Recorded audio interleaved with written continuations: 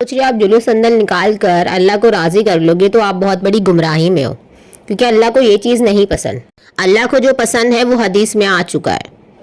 बुखारी की हदीस है जिसमें आप वसल्लम फरमाते हैं, अल्लाह सुब्हानहू व तआला फरमाता है कि जिसने मेरे किसी वली से दुश्मनी की उसे मेरी तरफ से ऐलान जंग है। और मेरा बंदा जिन जिन इबादतों से मेरा कुर्ब हासिल करता है और कोई इबादत मुझको उससे ज़्यादा पसंद नहीं है जो मैंने उस पर फ़र्ज़ की है, यानी फ़राइज़, जैसे नमाज, रोज़ा, हज, ज़कात।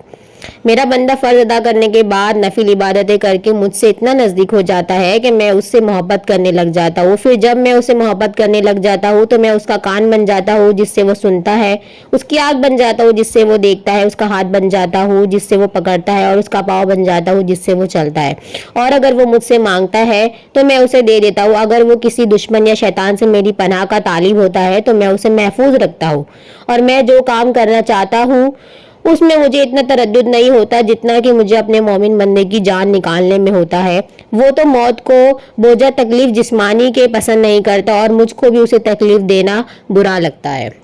अल्लाह अकबर।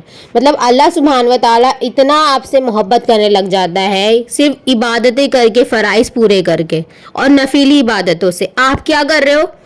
एक तरफ अजान हो रही है, दूसरी तरफ आप नाच गाने में मुब्तला हो। एक तरफ अजान हो रही है, दूसरी तरफ आप संदल जुलूस में मुब्तला हो, डीजे बजाकर, वो भी कुरान की आयतें भी नहीं बजाते हो कि लोगों तक इस्लाम फैले, बल्कि बजाते क्या हो? कव्वालियाँ, अलग अलग चीज़ें, और ऐसी कव्वालियाँ जिसमें खुद शिर्क होता है। सुधर जाओ, अल्लाह का डर रखो अपने अंदर, वरना याद रखो आखिरत और दुनिया दोनों से जाओगे, दोनों में से कुछ भी नहीं मिलेगी, दोनों तबाह हो जाएगी। तौबा करो अल्लाह से।